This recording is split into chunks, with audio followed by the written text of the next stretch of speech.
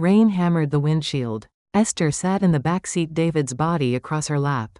His lips were blue. She pressed 2 fingers against his neck. Nothing. 50 feet away the hospital glowed.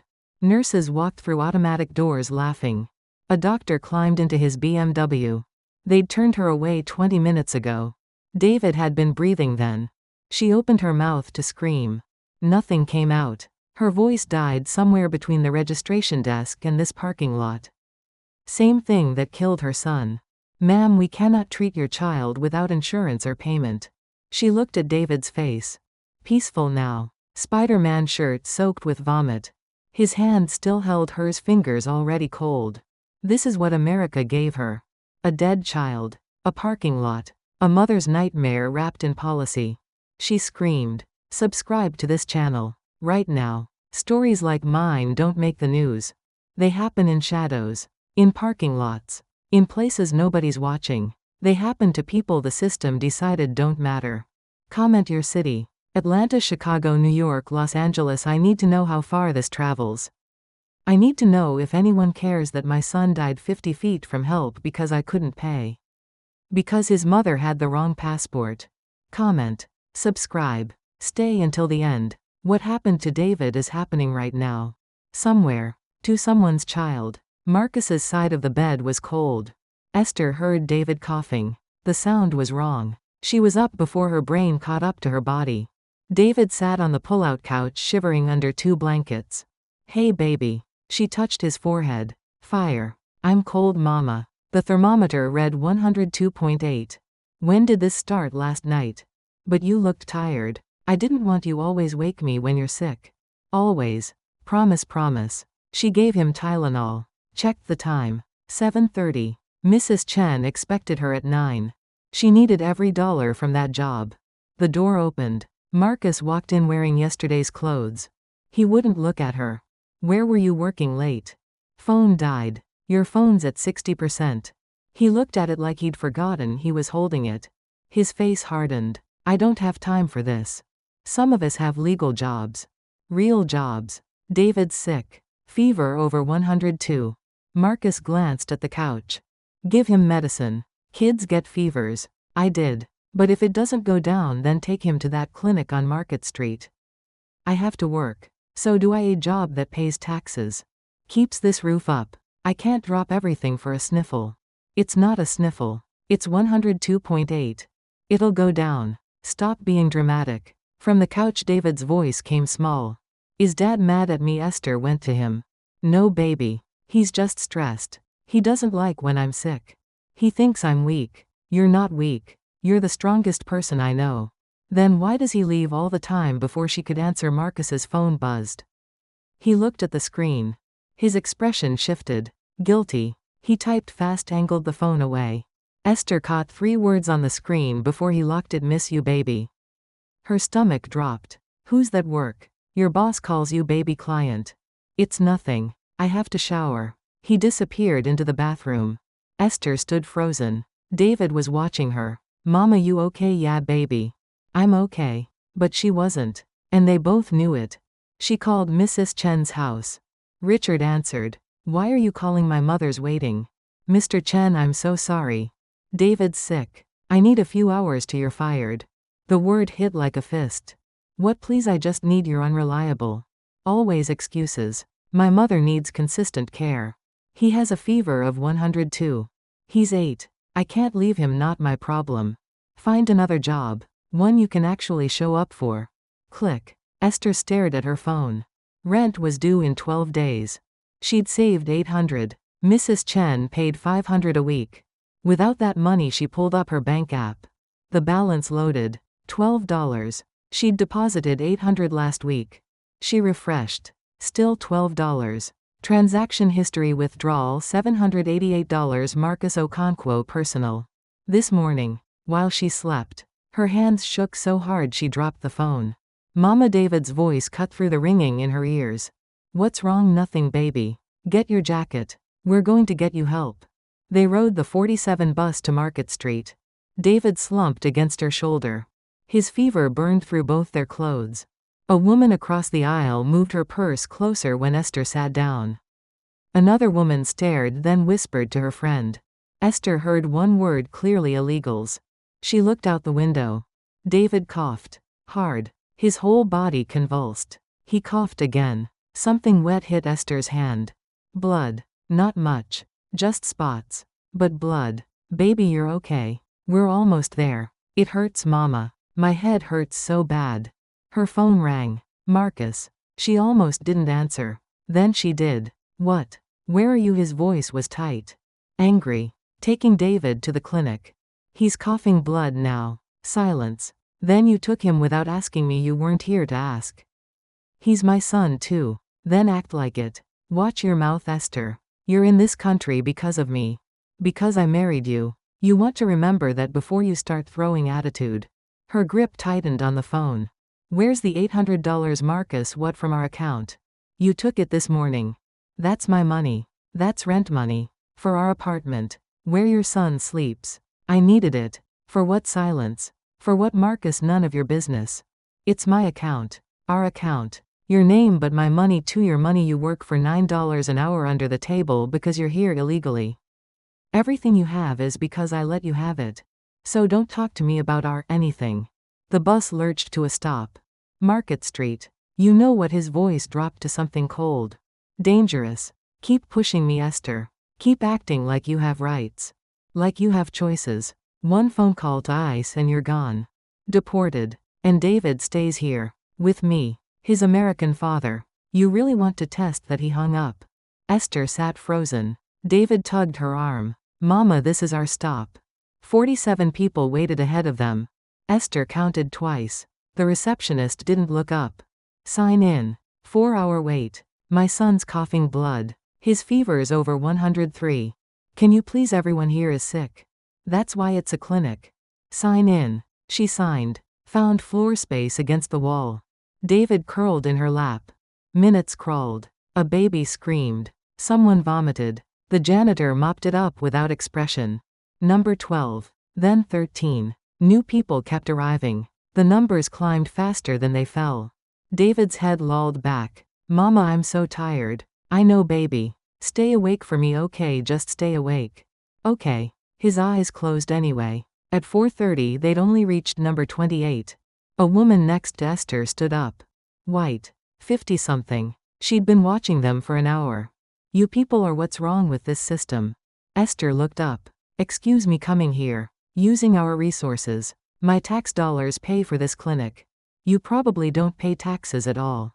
I pay sales tax. Rent. I work under the table, right? No insurance for your kid, but you expect us to take care of him for free.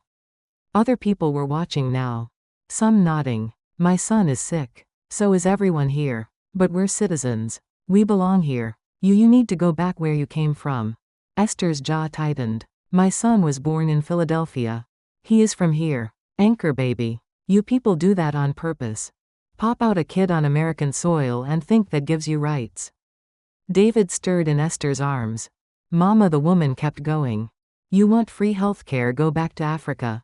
We don't owe you anything. I'm not asking for free. I'm asking to wait my turn like everyone. Your turn, you don't get a turn. This is our country. Security appeared. Ma'am, is there a problem? The woman pointed at Esther. She's arguing with me. Getting aggressive. I'm not, ma'am. The guard looked at Esther.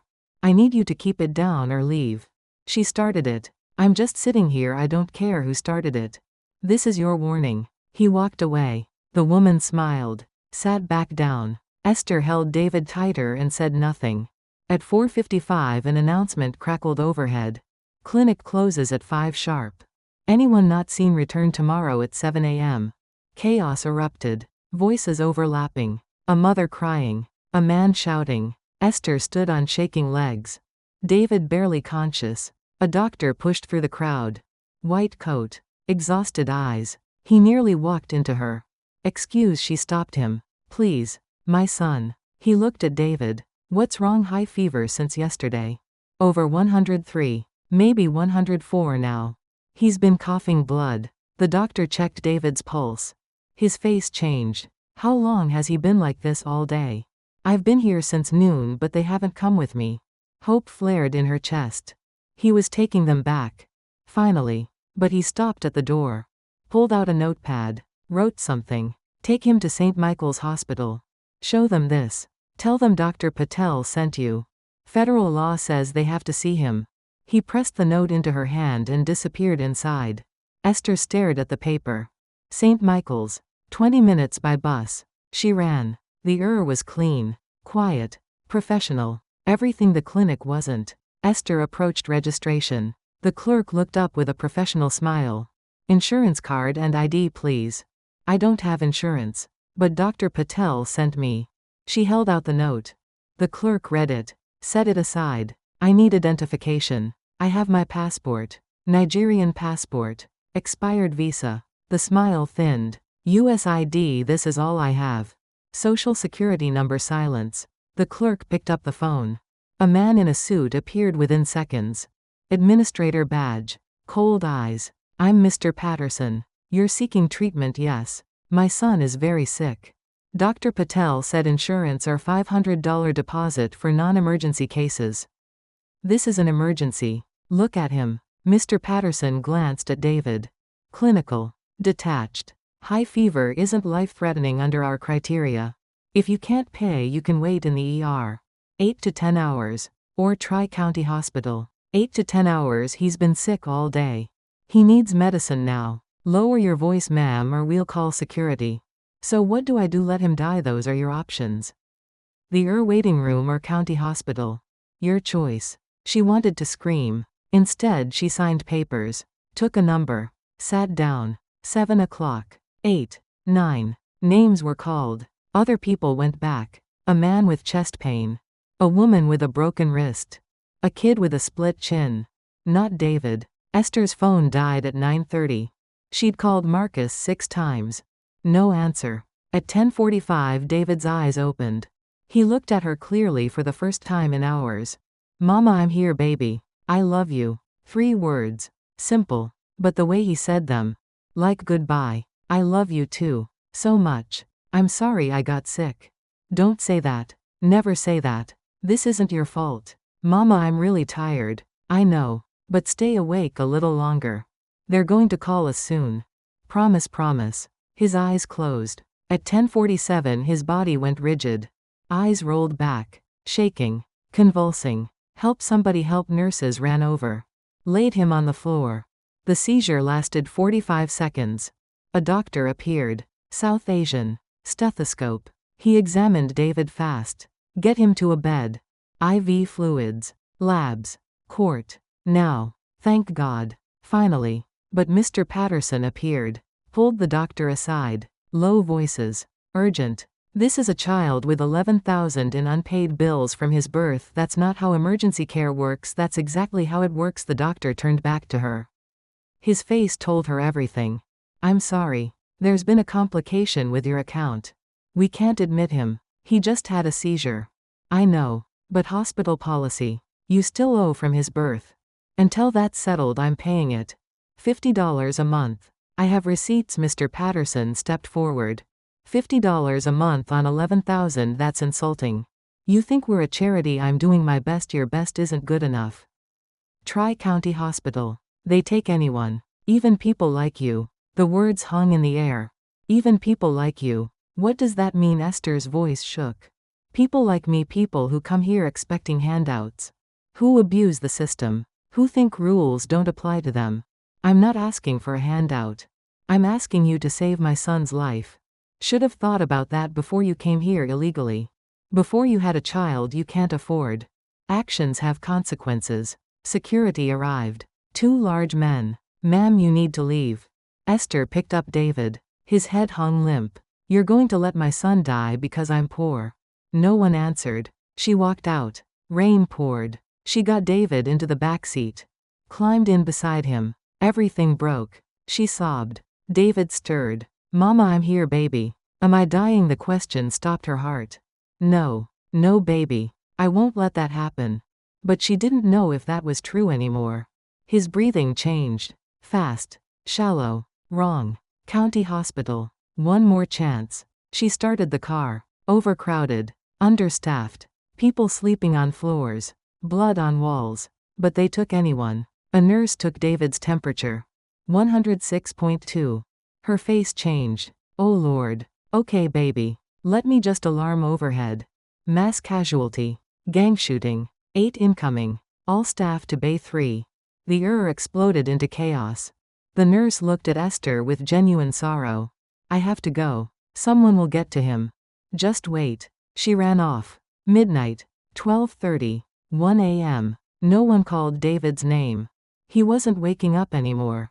At 1:47 a.m. Esther made a decision. Back to St. Michael's. One last time. She'd beg, grovel, promise anything. She drove through rain and tears, and when she pulled into that parking lot for the third time she understood. Her son was dying, and there was nothing she could do. She held him, rocked him, sang the lullaby from when he was a baby. Through the windshield she saw the hospital. Lights blazing. Doctors getting coffee. Nurses laughing. 50 feet away. They could have saved him. At 2:52 a.m. David stopped breathing. Esther didn't scream this time. She just held him, and something inside her died with him. She called 911 at 3:06 a.m. Her voice came out flat. Dead. 911, what's your emergency? My son is dead. Ma'am, where are you located? St. Michael's Hospital. Parking lot. Is he breathing? Number. Ma'am, I need you to stay on the line. Help is coming. Can you start CPR? Esther looked at David's face. So peaceful. Like he was finally resting after fighting so hard. It's too late. Ma'am, please try. Put him on a flat surface, and she hung up. Let the phone drop to the car floor. Just held her son. Sirens came 3 minutes later. Lights flooded the car. Paramedics ran over, yanked open the door. Ma'am, step aside. Let us work. They pulled David from her arms. Laid him on the wet pavement. Started compressions. Oxygen mask. Checking vitals. Esther watched from outside her own body. This wasn't happening. This was someone else's nightmare. A female paramedic looked up at her partner.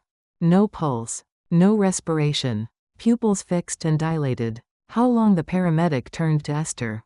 Ma'am, how long has he been unresponsive? Since 2:52.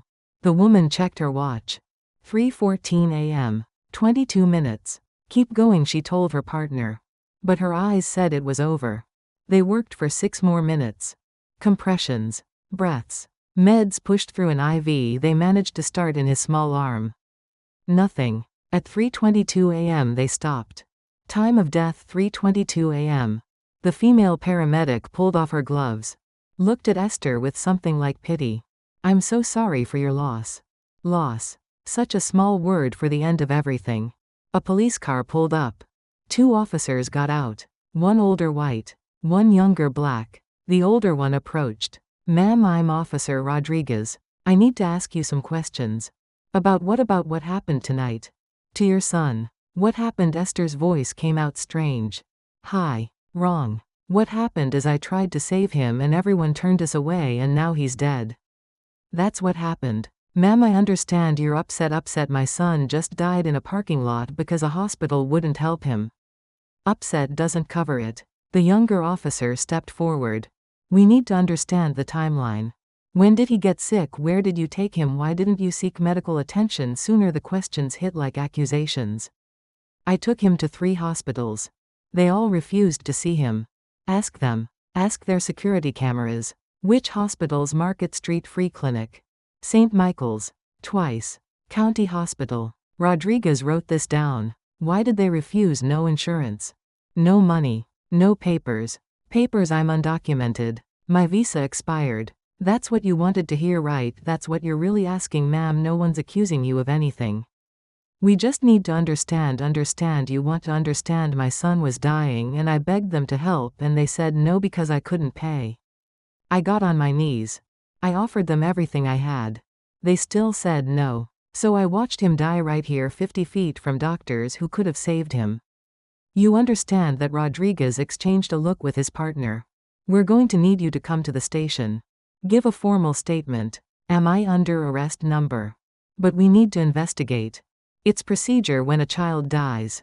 When a child dies. Like it was normal. Like children died every day and someone just had to fill out the paperwork. Fine. Can I? Her voice broke. Can I ride with him to wherever they're taking him? The paramedic shook her head. Medical examiner will transport him. You can't go with them. So I just leave him here alone? I'm sorry. That's protocol. Esther looked at David on the ground. They'd covered him with a white sheet. Red and blue lights washing over it. I promised I wouldn't leave him. Ma'am. Rodriguez's voice softened slightly. We need to go. They put her in the back of the police car. Through the window she watched them load David into the medical examiner's van. Just a small shape under a sheet. That's all that was left of her boy. The station was fluorescent bright. Harsh. They put her in an interview room. Metal table. Hard chairs. Mirror on one wall. Rodriguez sat across from her. Recorder between them. I'm going to record this. For the record, it's 4:17 a.m. November 29 th. Present is Esther Okonkwo and Officer Daniel Rodriguez. Mrs. Okonkwo, can you walk me through what happened today, starting from when your son first showed symptoms? She told it all. Every detail. The fever. Marcus leaving. Getting fired. The clinic. The hospitals. The refusals. The seizure. The rain. The end. Rodriguez listened. Wrote. Asked questions. And your husband? Where was he during all this? I don't know. I called him. Multiple times. He didn't answer. Why not? You'd have to ask him. We will. We've been trying to reach him. Left messages. He'll call back when he's ready. When it's convenient for him. Mrs. Okonkwo, I have to ask. Was there any abuse in the home? Any reason your son might have been scared to tell you about symptoms? The question made her sick. No. Never. I would never hurt my child. What about your husband? Marcus never touched David. He just wasn't there. Even when he was there, he wasn't really there. What does that mean? It means he checked out. Months ago. Maybe longer. But he never hurt David. He just didn't care enough to. Rodriguez wrote this down. The door opened. The younger officer stuck his head in. Got Marcus Okonkwo on the phone. Should I patch him through? Put him in room 2. I'll take it there. Rodriguez stood. Wait here. He left. Esther sat alone with the hum of fluorescent lights and her own thoughts. She couldn't think about David. If she started, she'd never stop. So she thought about nothing. Just stared at the table and breathed. 20 minutes later the door opened. Rodriguez came back. Behind him Marcus walked in. He looked terrible. Rumpled clothes. Hair messy. Eyes red. When he saw Esther, something crossed his face. Anger. Blame. What did you do? The words hit her like a physical blow. Rodriguez held up a hand. Mr. Okonkwo, please sit down. What did she do? Where's David? Where's my son? I'm very sorry, Mr. Okonkwo. Your son passed away this morning at approximately 3:22 a.m. Marcus staggered. Caught himself on the chair. No, that's not possible. I just saw him yesterday. He had a fever. Just a fever. Sir, please sit. Marcus sat. Looked at Esther. What happened? You weren't there. Her voice came out cold. Empty. You weren't there when he needed you. When I called you 20 times. When he was dying. I had to work. You're lying. You've been lying for months. And our son died because you weren't there. How is this my fault? You were with him. You're his mother. I tried everything. I took him to 3 hospitals. They all turned us away. Then you didn't try hard enough. Rodriguez intervened. Both of you need to calm down. Mr. Okonkwo, I need to ask you some questions. Starting with where you were between 6 p.m. yesterday and 3 a.m. this morning. Marcus's face changed. Guilty. Trapped. I was at work. Until 3 a.m. I had to finish a job. Emergency repair at a client's house. Client's name. Silence. Mr. Okonkwo, I need a name. We have to verify your whereabouts. Why you think I killed my son? I wasn't even there. No one's saying that. But we need to establish a timeline. Verify everyone's statements. Marcus rubbed his face. Jessica Miller. That's the client. Esther's blood turned to ice. Jessica. The name from his phone. And this Jessica can confirm you were at her residence doing repair work? Yes. What kind of repair? Plumbing. A burst pipe. Does she live alone? I don't know. I just fixed the pipe. Rodriguez wrote this down. I'll need her contact information. Marcus gave a number. His hand shook writing it. Esther stared at him. You were with her. Last night. When David was dying, you were with her. I was working. Stop lying. Just stop. Our son is dead and you're still lying. I'm not lying. I saw the messages. Marcus, on your phone. Miss you, baby. Can't wait to see you. Don't you dare sit there and lie to my face. Rodriguez looked between them. Is there something I should know? Esther laughed. Sharp. Broken. My husband's having an affair. Has been for months. And last night while I was holding our dying son and calling him for help he was in bed with his mistress. Marcus's face went white. Then red. You don't know that. I know that Jessica doesn't have a burst pipe. I know you took $800 from our account yesterday morning. I know you've been coming home smelling like someone else's perfume. I know you threatened to call ICE on me if I didn't shut up and accept it. So don't tell me what I don't know. Rodriguez set down his pen. Mr. Okonkwo, is this true? My personal life has nothing to do with answer the question. Were you having an affair? Silence. Sir, I need a yes or no. That's none of your business. It is if it relates to the death of your son. If Mrs. Okonkwo was trying to reach you for medical decisions and you were unreachable because of personal reasons, that's relevant. Marcus stood. I want a lawyer. You're not under arrest. You're free to go. But we'll need to speak to you again. Fine. I'm leaving. He looked at Esther. This is your fault. All of it. If you weren't illegal, we'd have insurance. David would be alive. You killed him. Not me. You. He walked out. Esther sat very still. Rodriguez watched her. Is that true about the threats? Which part? The affair, the stealing money, the threatening to have me deported? All of it's true. I'm sorry. Everyone's sorry. But sorry doesn't bring David back. They let her go at 6:30 a.m. No charges. Nothing to charge her with except being poor and desperate and unable to save her son. She took a cab home. Couldn't face the bus. Spent the last of her money on the ride. The apartment felt like a tomb. David's backpack by the door. His shoes. His jacket. His homework still on the table. Math problems he'd never finish. She sat on the pull-out couch where he'd slept. The sheets still smelled like him. She buried her face in the pillow and finally let herself break completely. She screamed into the pillow until her voice was gone. Threw things. David's toys. Dishes. Everything. Destroyed the kitchen. Broke plates against the wall. Shattered glasses. Kicked chairs over. Then she collapsed in the wreckage and sobbed until there was nothing left. The eviction notice came that afternoon. Taped to the door. Marcus had stopped paying rent 2 months ago. She had 7 days to vacate. Her phone buzzed. A text from an unknown number. This is Jessica. Marcus told me about your son. I'm so sorry for your loss. But I need you to know Marcus and I are in love. We've been together for 8 months. He's leaving you. He wanted to wait until after the holidays, but with everything that happened there's no point pretending anymore. He'll be staying with me. Don't try to contact him. He'll reach out through his lawyer about custody arrangements. Custody arrangements. For a dead child. Esther stared at the message. Read it 3 times. Then she threw her phone across the room. It shattered against the wall. The funeral was 5 days later. Esther had no money. The Nigerian community pooled funds. $2,000. Enough for a small service. A simple casket. A plot in the city cemetery. The church was tiny. 20 people maybe. Mostly immigrants she knew from her church. Women who cleaned houses like she did.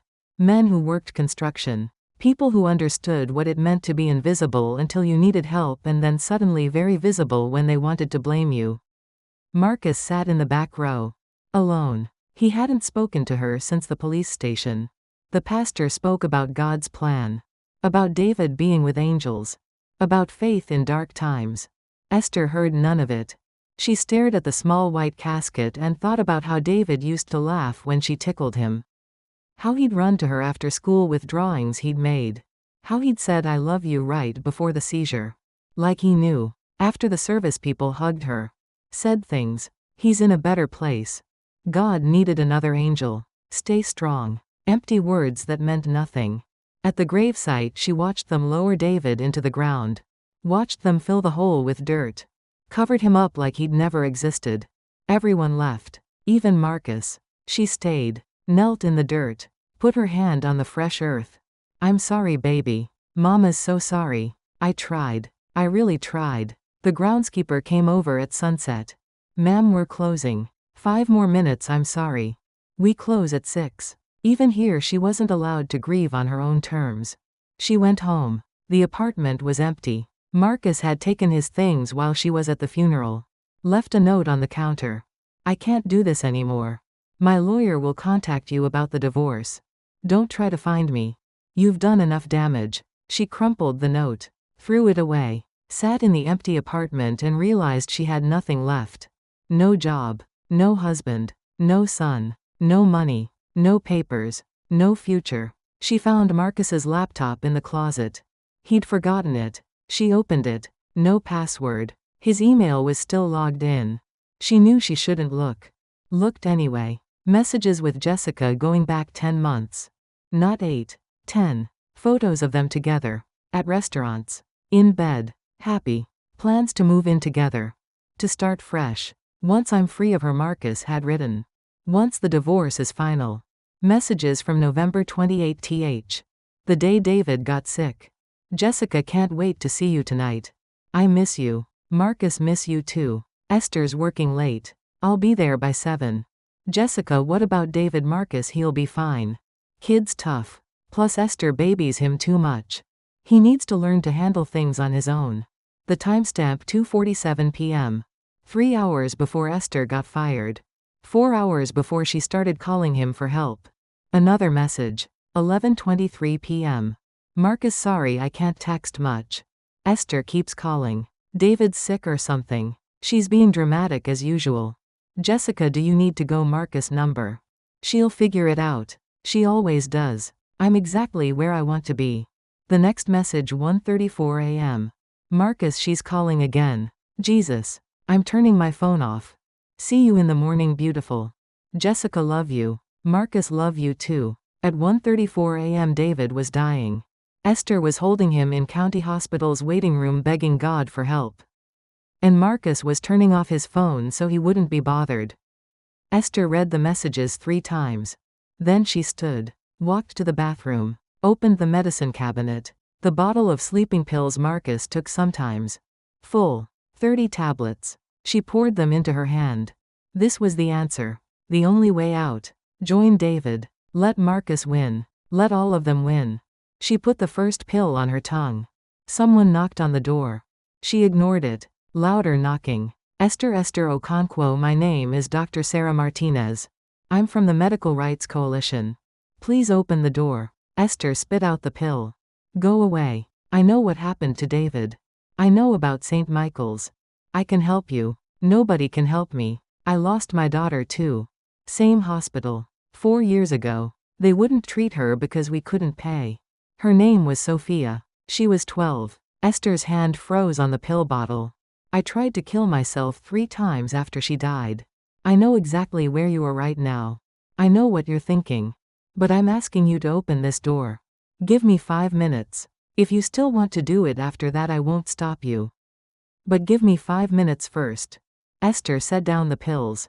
Walked to the door. Opened it. A woman stood there. 50-something. Latina. Kind eyes that had seen too much pain. Thank you for opening the door. Esther said nothing. Just stood there. Sarah looked past her into the apartment. Saw the pills on the bathroom counter. Didn't comment. Can I come in? Esther stepped aside. Sarah walked into the apartment and sat down at the small kitchen table without being asked. She moved the broken dishes aside, didn't comment on the destruction. Sit with me. Esther stayed standing. I don't need a therapist. I don't need help. I need my son back and nobody can give me that. You're right. I can't bring David back. But I can make sure he didn't die for nothing. What does that mean? It means St. Michael's Hospital has killed 8 children in the last 5 years. All immigrants. All turned away. All preventable deaths. David is number 8. The number hit Esther like a punch. 8. Sarah pulled out her phone.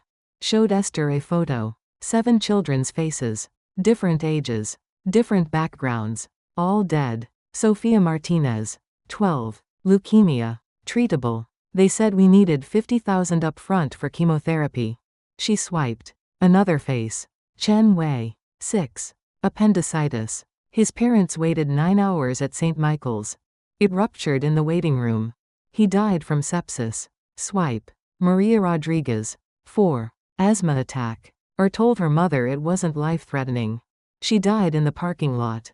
Just like David. Esther's knees gave out. She sat, stared at the faces. How do you know all this? Because I spent the last 4 years documenting every case. Every family they destroyed. I'm building a lawsuit. A big one. Federal civil rights violation. Wrongful death. Medical discrimination. And I need you to be part of it. Why me? Because your case is the strongest. You went to 3 hospitals in one night. You have Dr. Patel's referral note.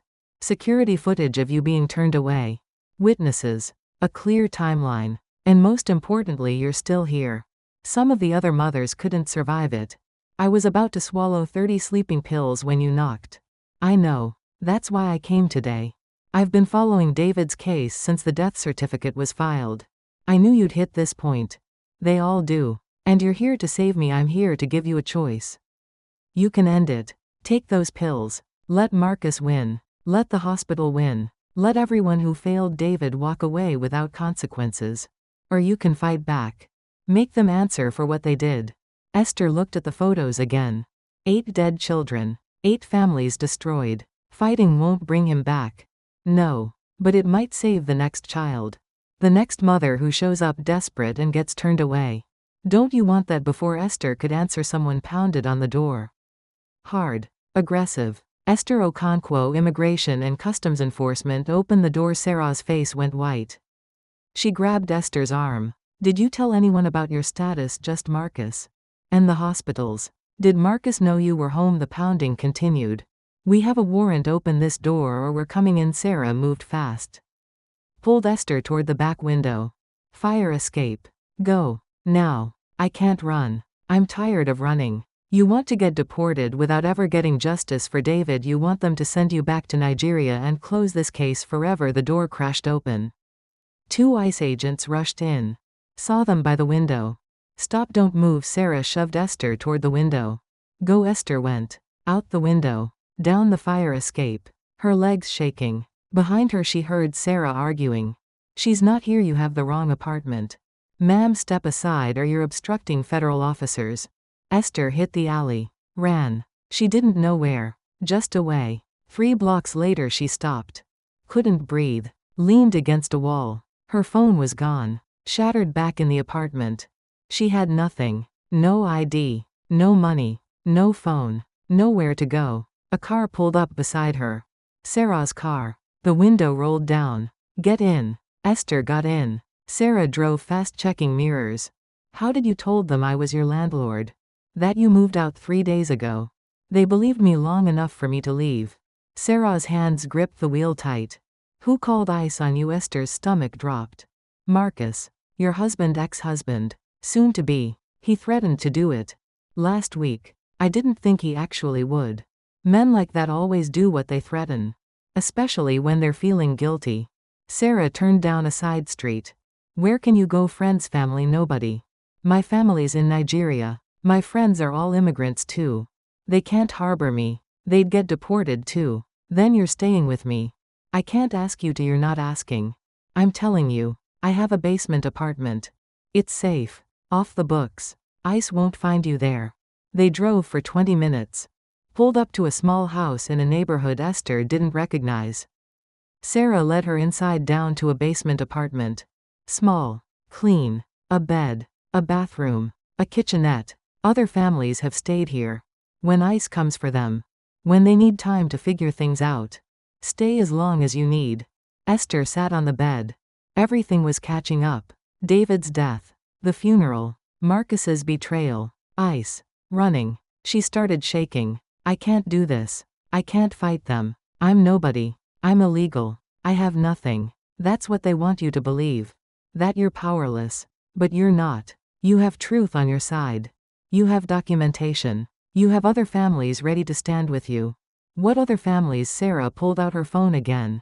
Made a call. Jamal, it's Sarah. I found her. She's safe.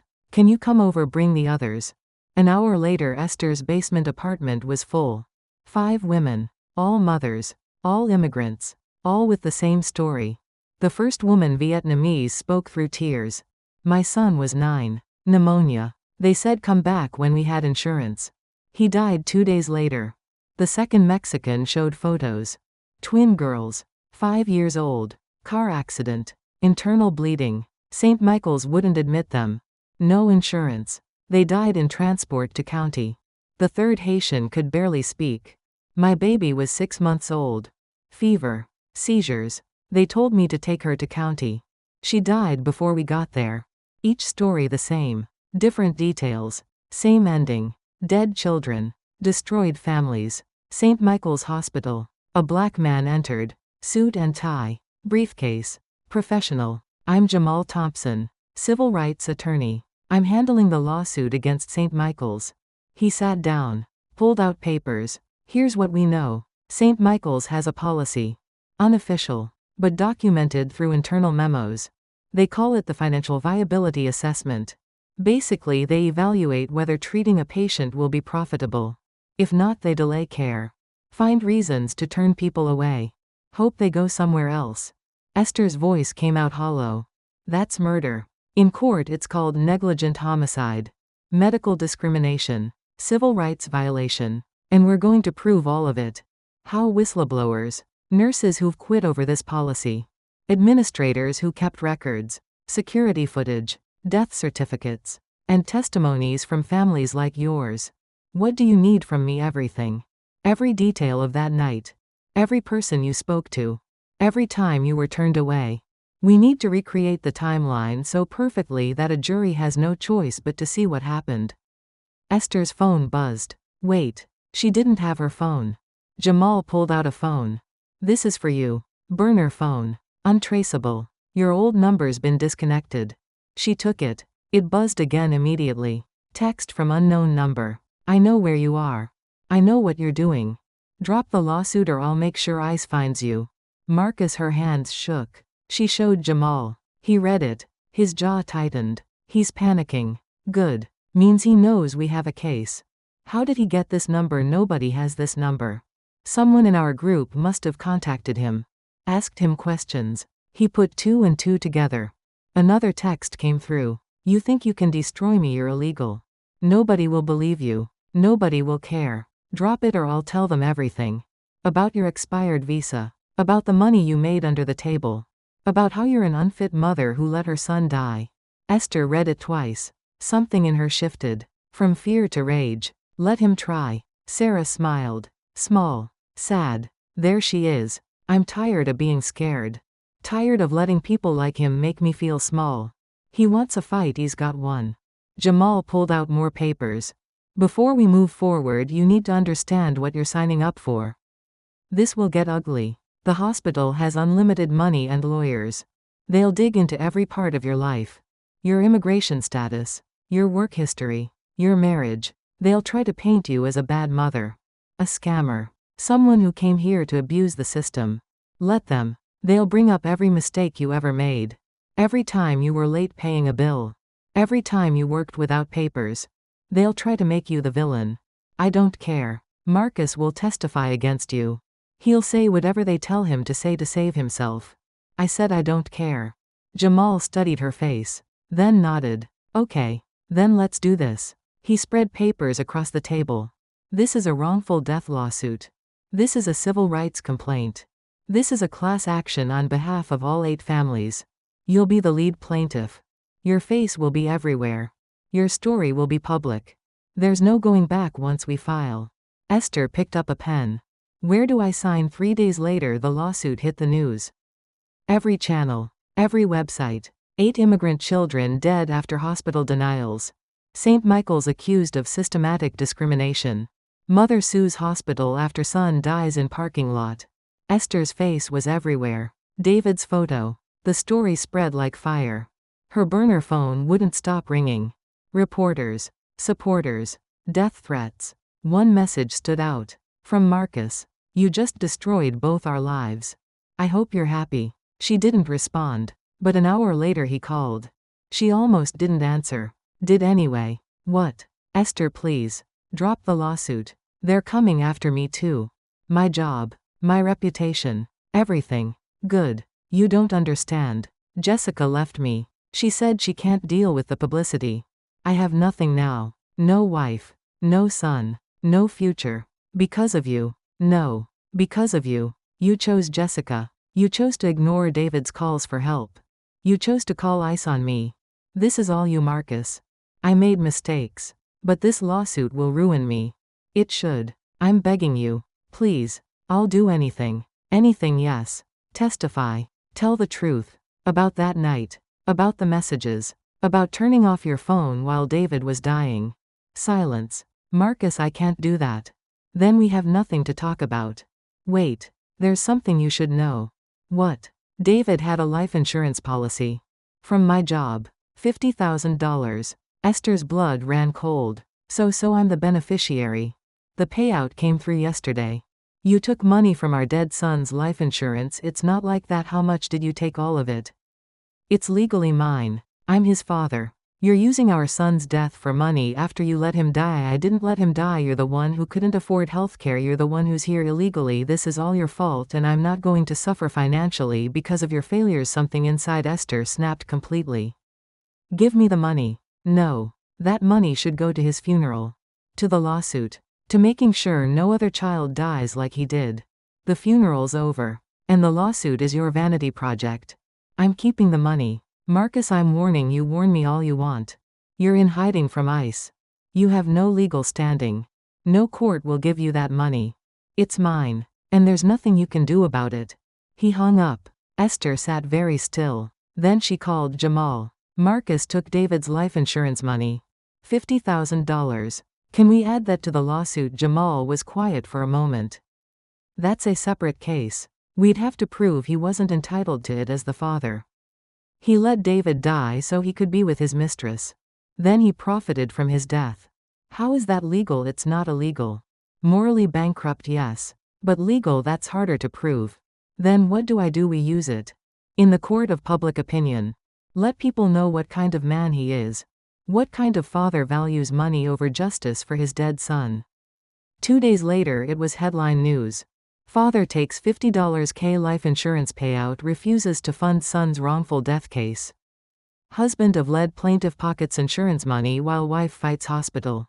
Marcus's phone number, address, workplace all leaked online. The internet tore him apart.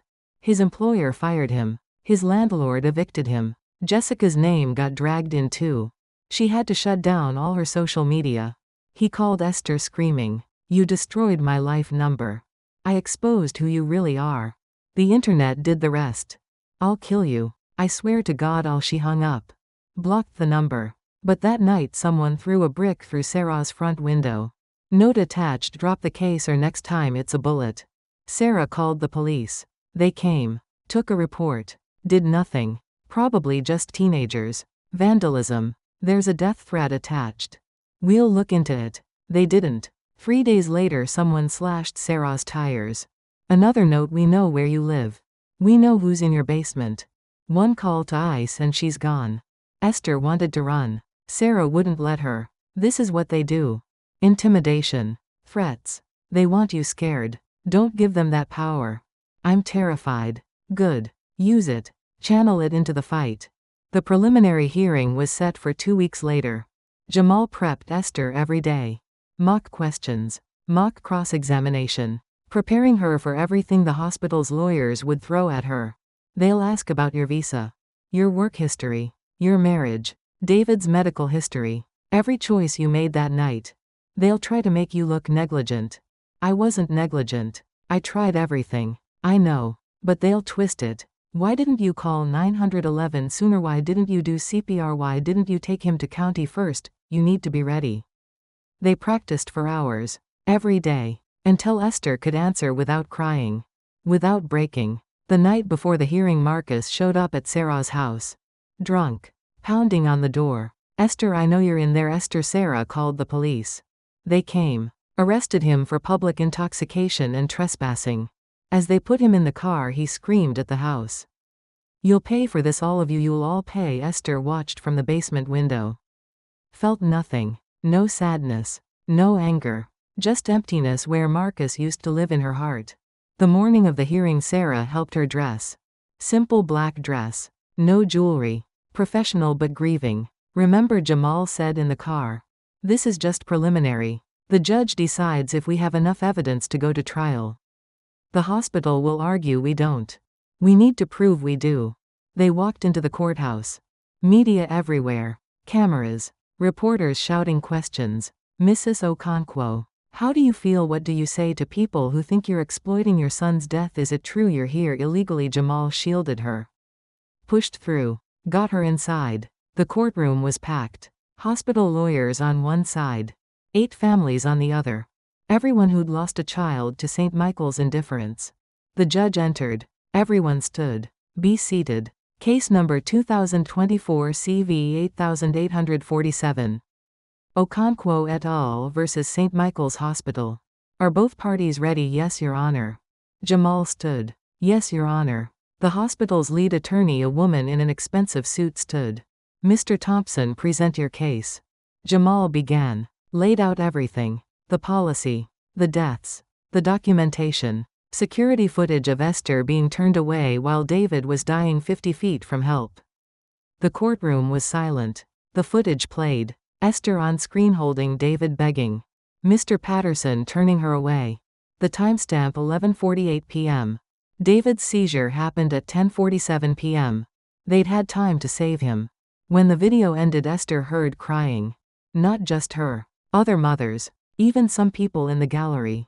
The hospital's lawyer stood. Your Honor, while this is tragic, it doesn't prove systematic discrimination. Each case must be evaluated individually. We have 8 cases, Jamal interrupted. 8 dead children. 8 families turned away. 8 violations of federal law requiring emergency treatment. If that's not systematic, what is? The judge studied the papers in front of her. I'll hear testimony. Mrs. Okonkwo, please take the stand. Esther stood on shaking legs. Walked to the witness stand. Placed her hand on the Bible. Swore to tell the truth. And then she told it. All of it. Every painful detail of the worst night of her life. The courtroom was silent except for her voice and the sound of people crying. When she finished, the judge spoke. This court finds sufficient evidence to proceed to trial. Trial date set for March 15 th. Both parties will submit all discovery materials by February 1 St. The gavel came down. They'd won. Not the case. Not yet. But the right to fight. Outside media swarmed. Esther stood at the microphone Jamal set up. My son's name was David Okonkwo. He was 8 years old. He loved Spider-Man and math and making me laugh. He died because a hospital valued money more than his life. This trial isn't about money. It's about making sure no other mother has to watch her child die while help is 50 feet away. It's about changing a system that treats people like me as less than human. And it's about giving David's death meaning. That's all I have to say. She walked away. Ignored the shouted questions. Got in Sarah's car. Her phone buzzed. Text from unknown number. You won today. Enjoy it. Because when this goes to trial, we're going to destroy you. We have evidence you'll never see coming. You should have taken the settlement. St. Michael's legal team. Esther showed Jamal. He read it. Smiled. They're scared. Good. Let them be. But Esther felt ice in her stomach. What evidence? What didn't she know? The evidence arrived 3 days later. A thick envelope delivered to Jamal's office. Inside, medical records. David's complete file from birth to death. Jamal called Esther immediately. We need to talk. Now. She arrived within the hour. Sarah came with her. They sat in Jamal's cramped office while he spread papers across his desk. The hospital sent David's complete medical history. There's something here I need you to explain.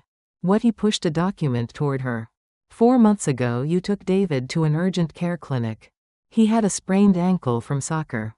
The doctor noted multiple old bruises on his arms and back. Different stages of healing. She filed a report with Child Protective Services. Esther's stomach dropped. That's not what it looks like. Then what is it? Because the hospital's going to say you were abusing David. That the real reason he died is because you delayed getting him help due to fear of CPS involvement. I never abused my son, never. Then where did the bruises come from? Esther's hands shook. David was clumsy. He fell a lot. He was always running, climbing, playing too rough. That's what 8-year-old boys do. Did you tell the CPS investigator that? What investigator? Nobody ever contacted me. Jamal flipped through more papers. According to this, CPS opened a case. Tried to reach you 3 times. Left messages. When you didn't respond, they closed it as unsubstantiated. But the file still exists. The hospital can use it. Sarah leaned forward. They're going to paint her as an abusive mother who let her child die to avoid investigation. Exactly. Jamal's face was grim. This is the evidence they threatened you with. They're going to destroy your credibility. Esther felt the room spinning. I never got any messages. I swear. My phone was disconnected around that time because I couldn't pay the bill. I didn't know. Can you prove that I have the phone company records? They shut off my service in July. Right when CPS was trying to call. Get me those records. Today. We need to counter this before trial. Esther stood. There's something else you should know. Marcus used to grab David sometimes. When he was angry. Hard enough to leave marks. I told him to stop. He said he was just disciplining him. That I was too soft. Jamal stopped writing. Did you report it to who? I'm illegal. He's a citizen. Who would believe me? Did David ever tell anyone? A teacher, school counselor? I don't know. Maybe. We need to find out. If David told someone and it's documented, that changes everything. Sarah pulled out her phone. I'll call David's school. Request his counselor records. They won't release them to you, Jamal said. They will if I say I'm his aunt handling estate matters. I've done it before. While Sarah made the call, Esther's burner phone rang. Unknown number. She answered. Is this Esther Okonkwo? A woman's voice. Professional. Cold. Who is this? My name is Patricia Morrison. I'm a producer for Channel 6 News. We're doing an investigation into your lawsuit. I have some questions about your son's medical history.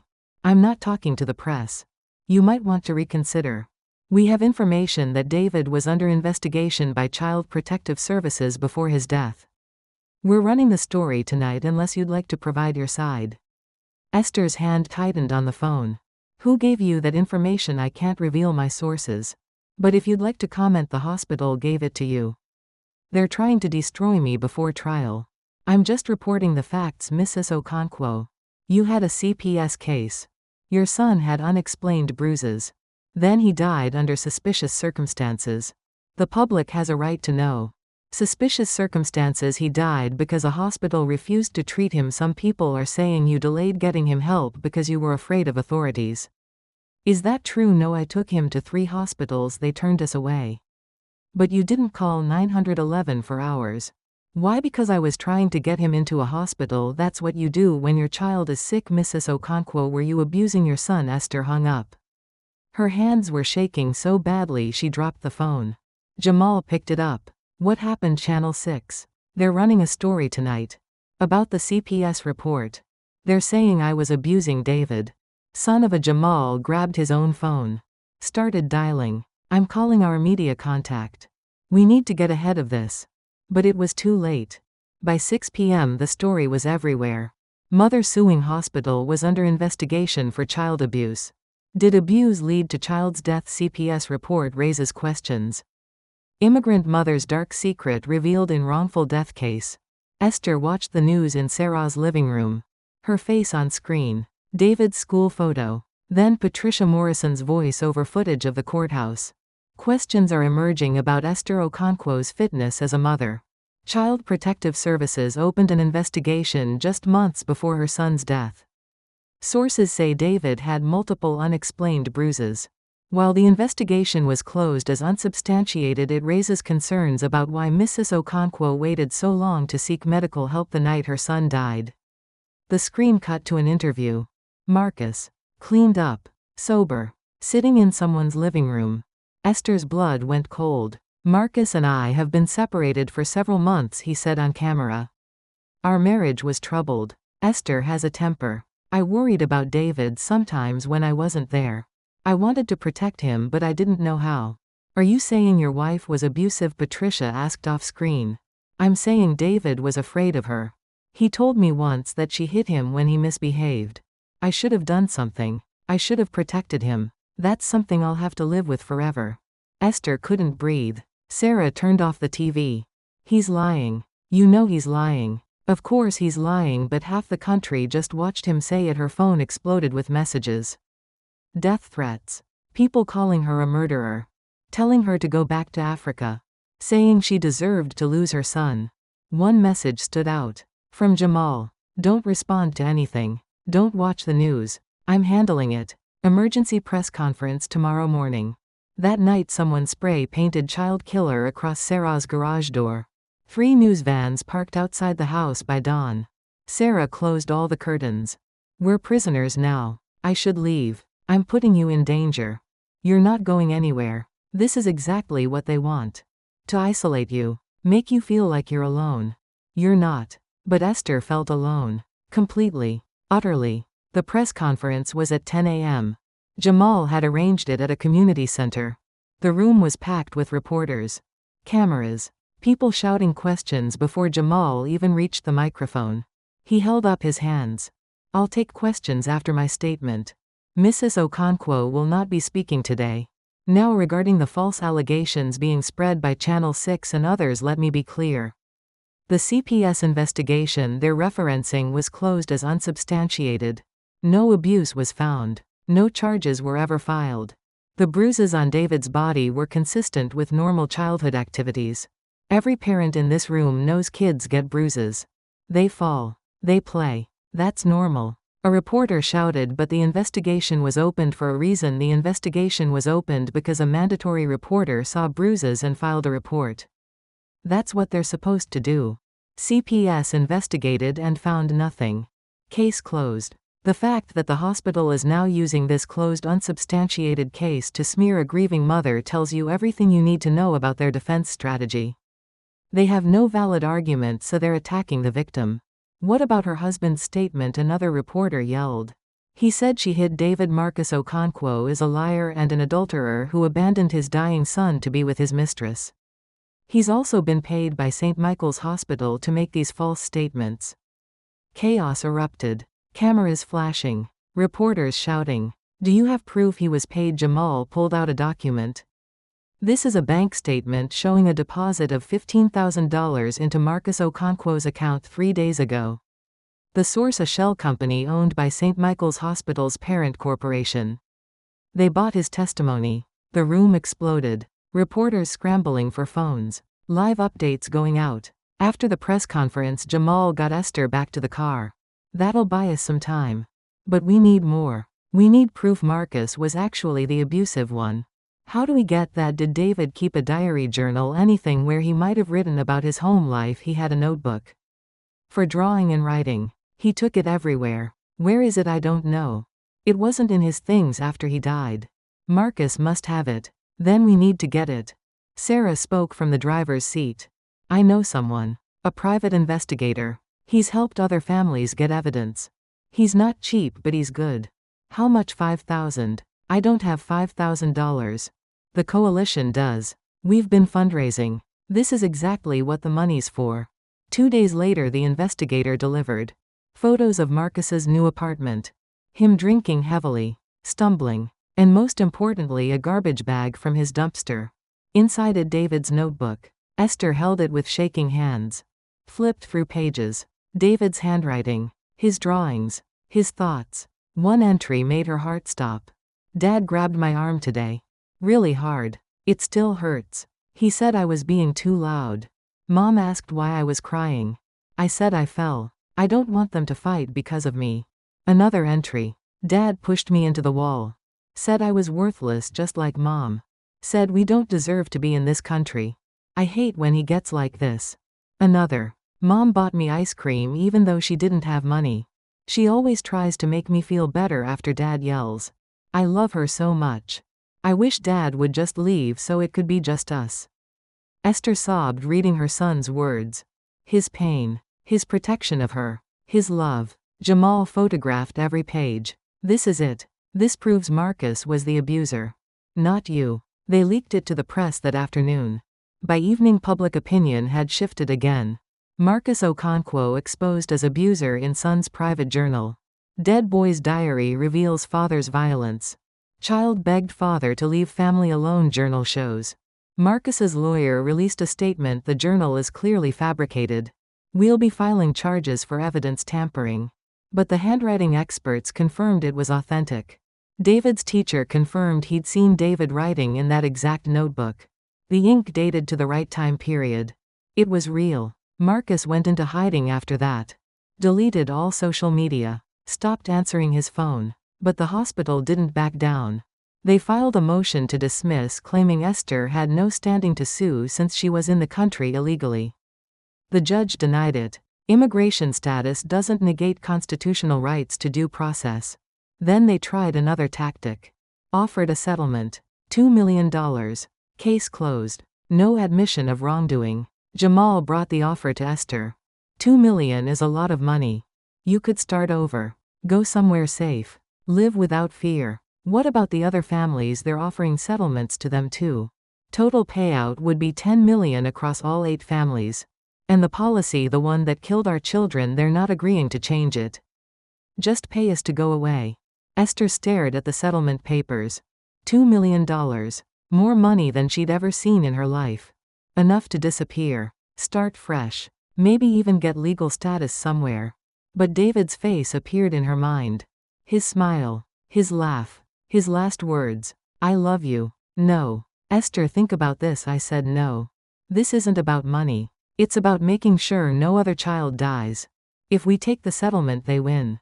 They keep killing kids and just pay off the families after. Nothing changes. Sarah put her hand on Esther's shoulder. You're sure? I'm sure. Jamal smiled. Then we go to trial. They rejected the settlement the next day. The hospital's response was immediate. They filed a motion to depose Esther.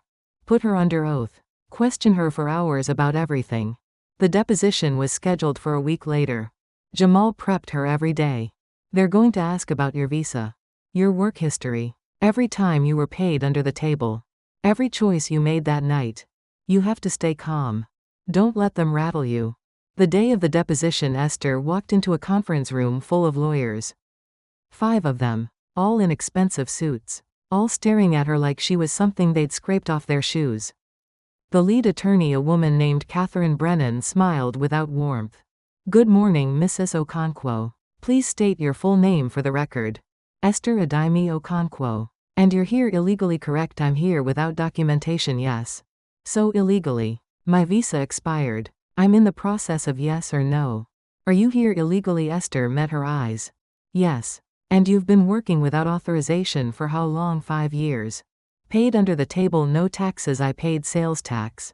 Property tax through my rent. But yes, my income was unreported. So you were committing tax fraud. Objection. Jamal leaned forward. That's not a question. I'll rephrase. Were you aware that working without authorization and not reporting income is illegal? Yes. Catherine smiled. And yet you did it anyway. Just like you entered this country legally and then chose to stay illegally. Would you say you have a pattern of breaking laws when they're inconvenient for you? I did what I had to do to survive. By breaking the law. By trying to feed my son. The son you let die because you were afraid authorities would discover your illegal status. Esther's hands clenched. I didn't let him die. Your client refused to treat him. But you didn't call 911 immediately when he got sick, did you? I took him to a clinic. Like any parent would. But the clinic was closed. You wasted hours there when you could have called 911.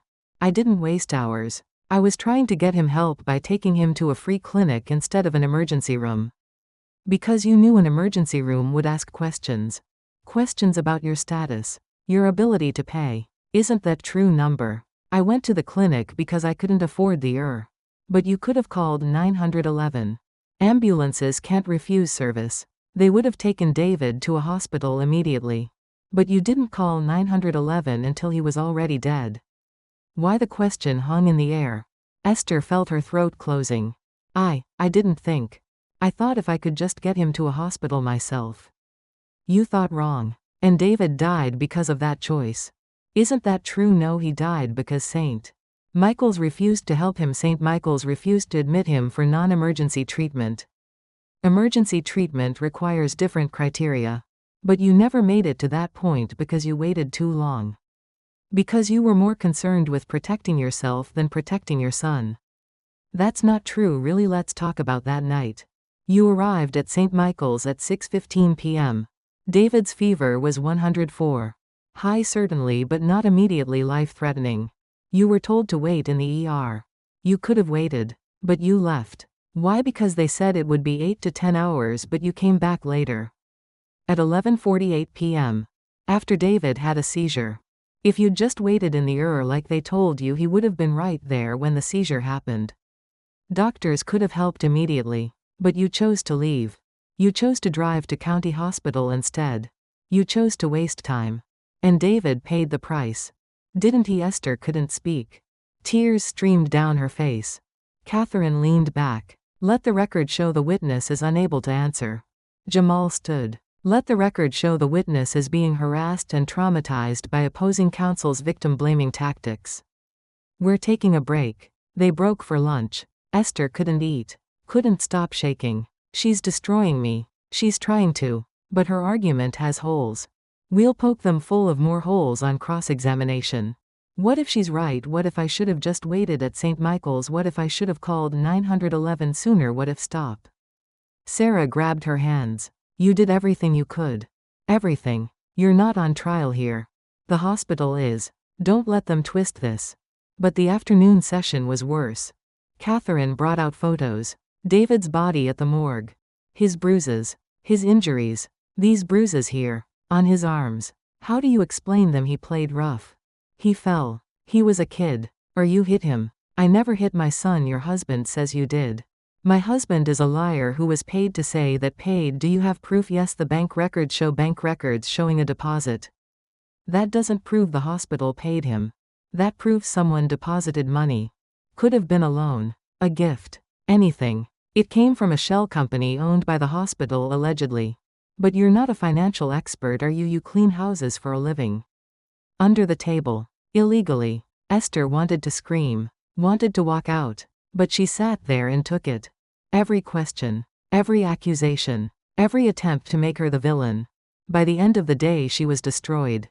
Drained. Broken. In the car Jamal tried to reassure her. You did fine. She's aggressive but she didn't land any killing blows. It felt like she landed all of them. That's how it feels in the moment. But on paper your testimony is solid. We'll clean it up before trial. 3 days later the hospital made another offer.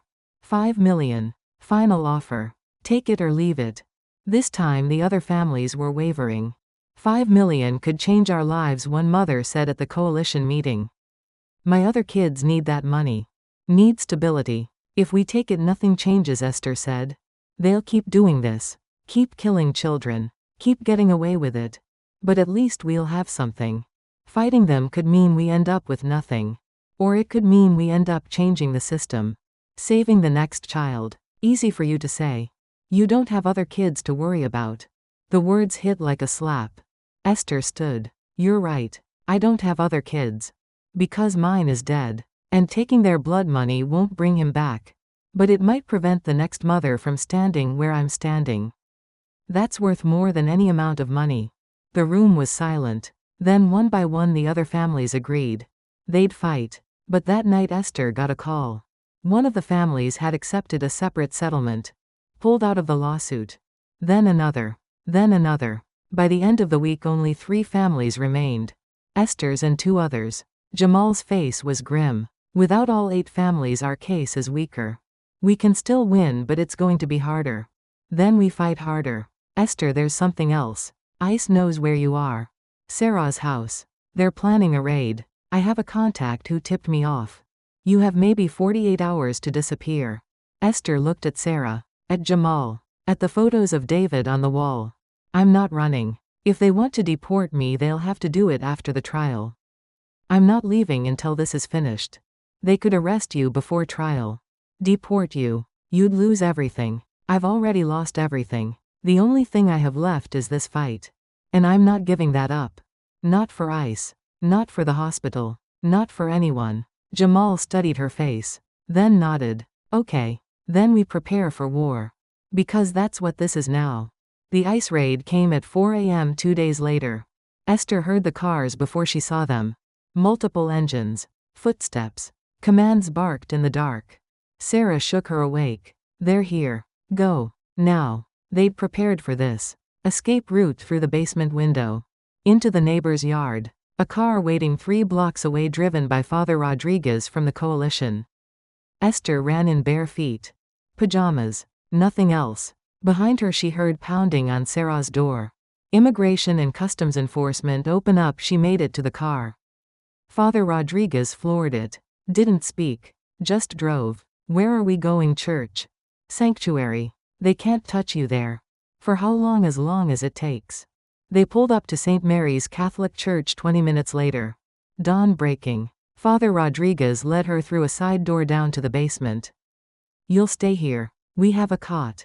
Food. Bathroom. Phone signal is weak but it works. The trial starts in 2 weeks. I know. I can't fight from hiding. You can't fight if you're deported. He left her there, alone in a church basement. Esther sat on the cot and started laughing. Hysterical. Broken. Everything she'd survived. Everything she'd fought through. And now she was hiding in a basement waiting for ICE to give up. Her phone rang. Jamal. You okay? Define okay. Sarah told me what happened. Listen, we have a problem. The trial date is set. 2 weeks. If you're not there in person, we lose. I'll be there. How? ICE is watching Sarah's house. They know you're involved in the lawsuit. They'll be watching the courthouse too. Then I'll walk in the front door and dare them to stop me. Esther, I'm done hiding. I'm done running. They want me, they can have me.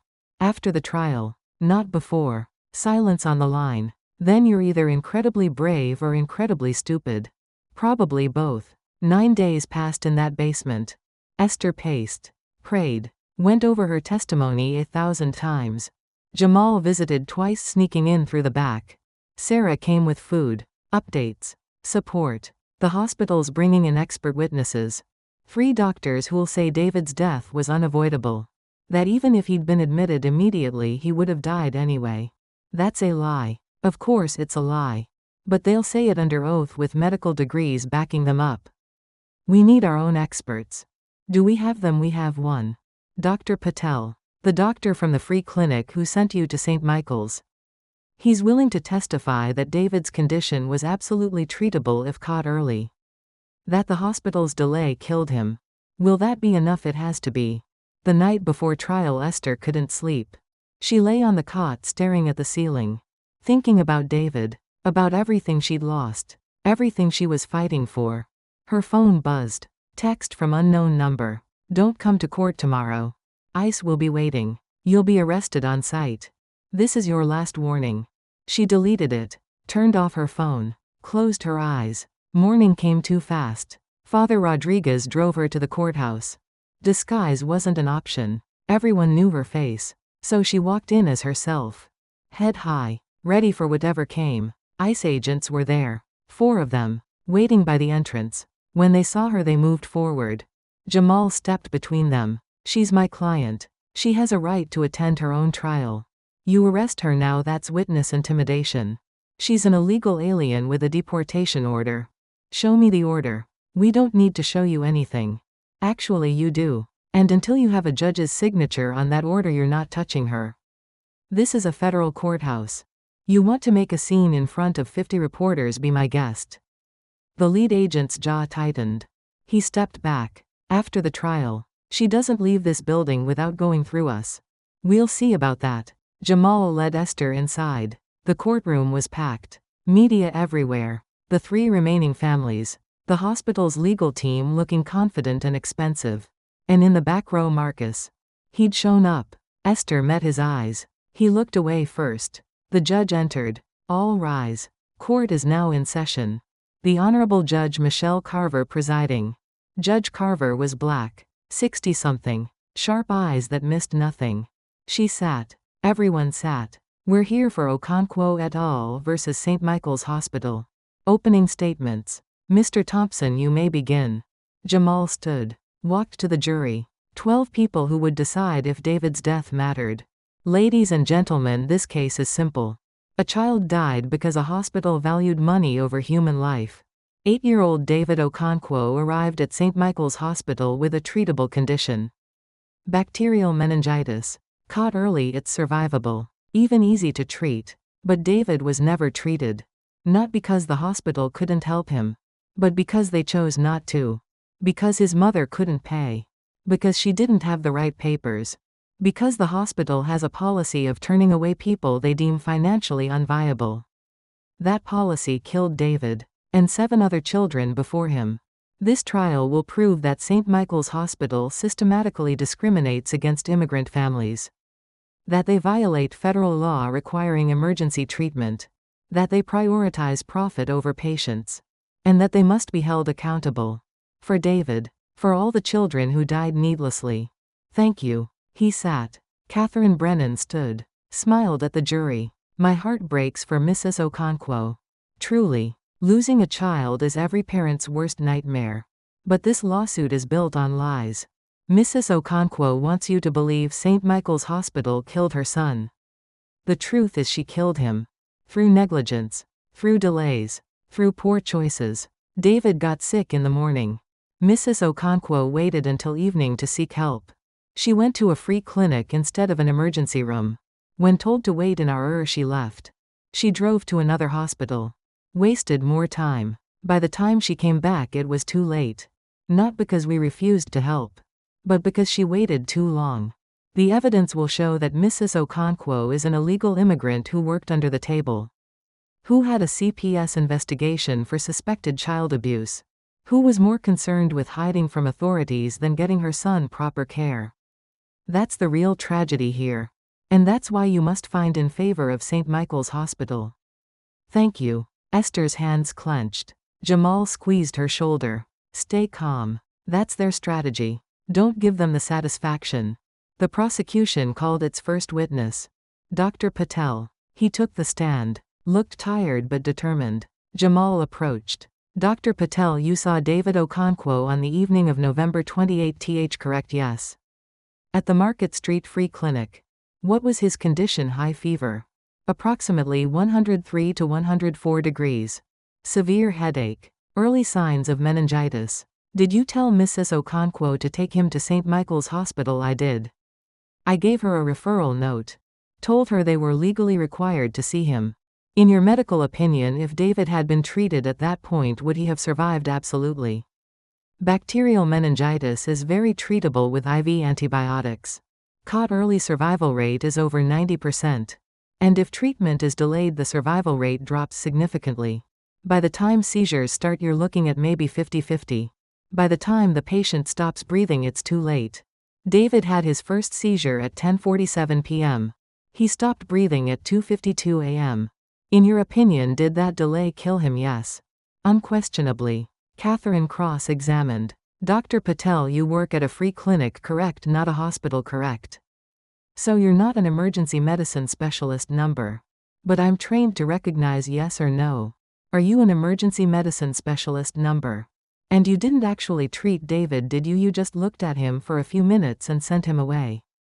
I sent him to a hospital that was equipped to help him. A hospital that tried to help him. That told his mother to wait in the ER. But she chose to leave. That's not the hospital's fault, is it? If they'd admitted him immediately instead of demanding payment, that's not what I asked. Did Mrs. Okonkwo choose to leave St. Michael's? Dr. Patel's jaw tightened. Yes. No further questions. The next witness was the nurse who'd been working that night. Young. Nervous. Kept glancing at the hospital's legal team. Jamal questioned her. You were on duty when David had his seizure in the waiting room, correct? Yes. What did you do? I called for a doctor immediately. Dr. Singh responded. He examined David and wanted to admit him. But David wasn't admitted. Why? The administrator intervened. Mr. Patterson. He said there was an outstanding balance issue. An 8-year-old child had just had a seizure in your waiting room, and the administrator's concern was an outstanding bill objection. Leading. Sustained. Jamal rephrased. What happened after Mr. Patterson intervened? David was denied admission. Security escorted Mrs. Okonkwo out. In your professional opinion, should David have been admitted? Yes. He was clearly in distress. But I don't make those decisions. Catherine took over. You're not a doctor, are you? Number. I'm a nurse. So you're not qualified to make medical decisions about admission criteria. I'm qualified to know when a child is dying. But you're not qualified to overrule hospital policy, are you? The nurse looked down. No. No further questions. The trial continued for 3 days. Witness after witness. Medical experts contradicting each other. The hospital's team arguing David would have died anyway. Jamal's team proving he wouldn't have if treated early. On day 4, Esther took the stand. She placed her hand on the Bible, swore to tell the truth, sat down facing the jury. Jamal approached. Mrs. Okonkwo, tell us about David. Esther's voice shook. He was kind, smart. He loved math and Spider-Man and making people laugh. He wanted to be an engineer when he grew up. Build bridges. He said he wanted to connect people. Tell us about November 28th. She told it all. Every detail. The fever.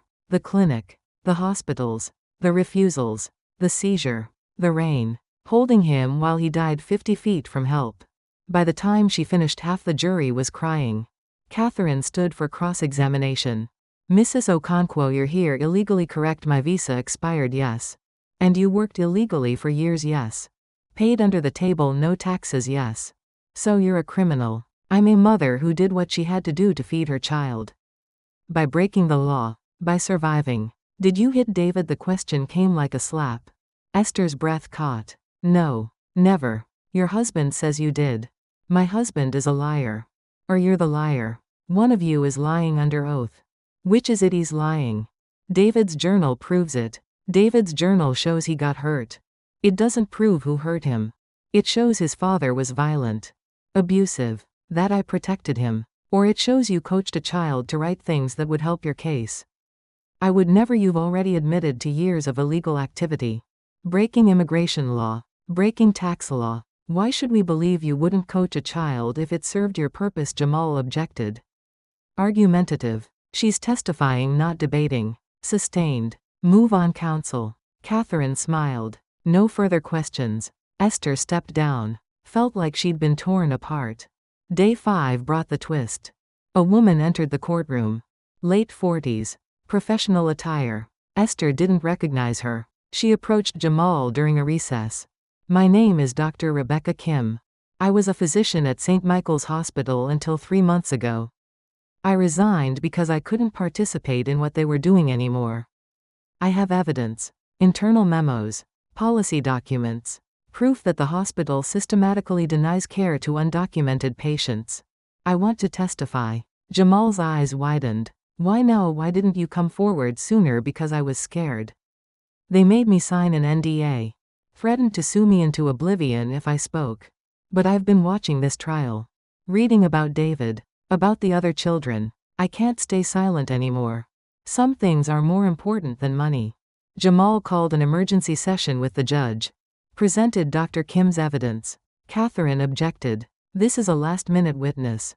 We haven't had time to prepare, Your Honor. This witness has direct knowledge of the hospital's discriminatory policies. The jury deserves to hear it. Judge Carver reviewed the documents. Her face darkened. I'll allow it. Dr. Kim will testify tomorrow morning. That night, the hospital made one final offer. $10 million. Split between the remaining 3 families.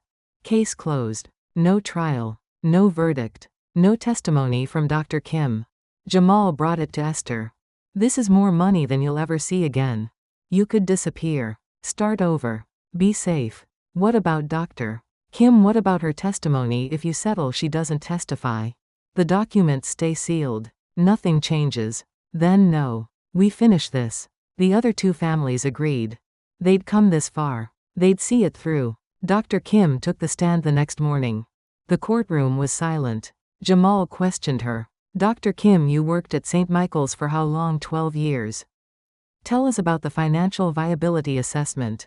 It's an unofficial policy. When a patient comes to the administration runs a quick financial check. Insurance status. Citizenship. Outstanding bills. If the patient is deemed financially unviable, meaning unlikely to pay, the staff is instructed to delay care. Find reasons to turn them away. Send them to county hospital. Anything to avoid treating them. How many patients are turned away this way? Dozens every month. Mostly immigrants. Mostly poor. Mostly people who can't fight back.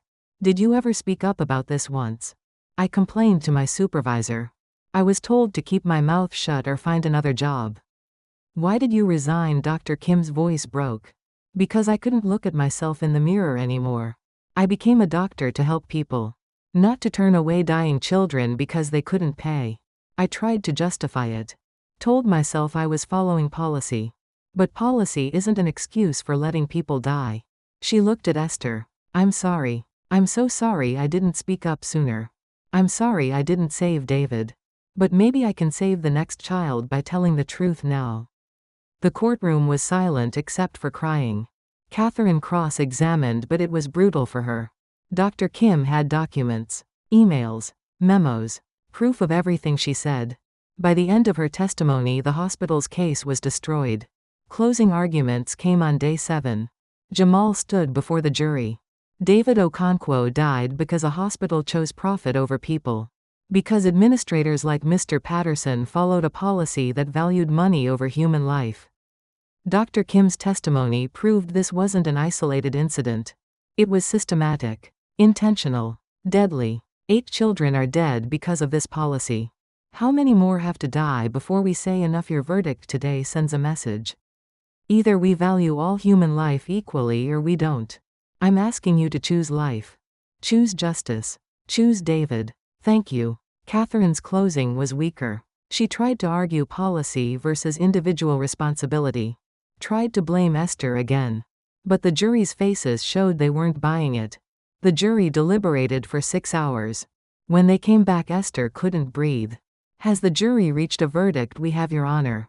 In the matter of Okonkwo et al. Versus St. Michael's Hospital on the count of wrongful death, how do you find? We find in favor of the plaintiffs. The courtroom erupted. Esther collapsed into Jamal's arms. On the count of medical discrimination, in favor of the plaintiffs. On the count of civil rights violation, in favor of the plaintiffs.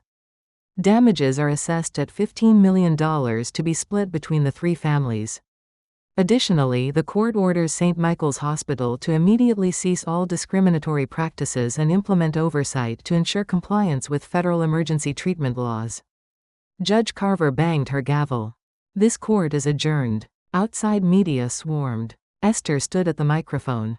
Sarah beside her. Jamal. The other families. My son David died in a parking lot 50 feet from help. He died because a hospital valued money over his life. Today a jury said that's wrong. That policy is wrong. That system is wrong. This verdict doesn't bring David back. Nothing will. But it means his death mattered. It means the next mother who shows up desperate won't be turned away. It means change. Real change. That's all I ever wanted. For David's life and death to mean something. Today they finally do. She stepped away from the microphone. Ignored the shouted questions. Got in Sarah's car. ICE agents were waiting at the car. 4 of them. Esther Okonkwo, you're under arrest for immigration violations. Jamal stepped forward. She just won a $15 million lawsuit. She can afford the best immigration lawyers in the country. You really want to do this? The lead agent hesitated. Spoke into his radio. Listened. Then stepped back. You have 48 hours to report to immigration court. Don't make us come find you. They left. Esther exhaled. What just happened? Public pressure. The case is too high profile. Deporting you now would be a PR nightmare. They're giving you a chance to fight through proper channels. Will I win? I don't know. But you'll have the resources to try. And that's more than most people get. 6 months later, Esther stood in immigration court. Different battle. Same stakes. The judge reviewed her case. The lawsuit. The victory. The public support. Thousands of letters from people asking for her to be granted asylum or legal status. Mrs. Okonkwo, your visa violation is clear. However, given your circumstances and the public interest in your case, I'm granting you temporary protected status for 2 years. During that time, you can apply for permanent residency through proper channels. Use this time wisely. Esther walked out of that courthouse a free woman. Legal, at least temporarily. Safe for now. She used the settlement money to start the David Okonkwo Foundation, providing legal aid and medical advocacy for immigrant families, making sure no other mother faced what she faced. Marcus disappeared. Last she heard, he'd moved to another state, changed his name, lived with the shame of what he'd done. Sarah continued running the Medical Rights Coalition, saving families, fighting hospitals. Jamal took on more cases, won most of them, changed laws, changed lives. 1 year after the trial, Esther visited David's grave. The headstone was new, paid for by the settlement. David Marcus Okonkwo. Beloved son. His death changed the law. His life changed hearts. Never forgotten. She knelt in the grass. Placed flowers. I did it, baby. I fought for you. And I won. Not the way I wanted. I'd give it all back to have you here. But since I can't, I made sure your death mattered. Other kids are alive because of you. Other mothers didn't have to bury their babies because we changed the rules. You saved lives, David, even after yours was taken. I'm so proud of you. And I miss you every single day. She stood, walked back to her car, drove to the foundation's office where 3 families waited for help. Where her work continued. Where David's legacy lived. Because some fights are bigger than winning or losing. Some fights are about changing a world that breaks people and calling it policy. Some fights are about standing up when everything in you says stay down. Some fights are about making sure the next mother doesn't have to hold her dying child in a parking lot while help sits 50 feet away and does nothing. Esther learned to fight those fights. Not for herself. For David. For every child whose life the system decided wasn't worth saving. For every mother whose tears the system decided didn't matter. She fought. She won. She kept fighting. And she would never stop. Because David's death taught her the most important lesson of all: the system doesn't change because it wants to. It changes because someone refuses to accept what it does to people. Someone stands up. Someone fights. Someone says no more. Esther was that someone. And David's voice lived on through every family she helped, every policy she changed, every life she saved. His death was a tragedy. But his legacy was justice. And that was something no hospital policy, no ICE raid, no corrupt system could ever take away.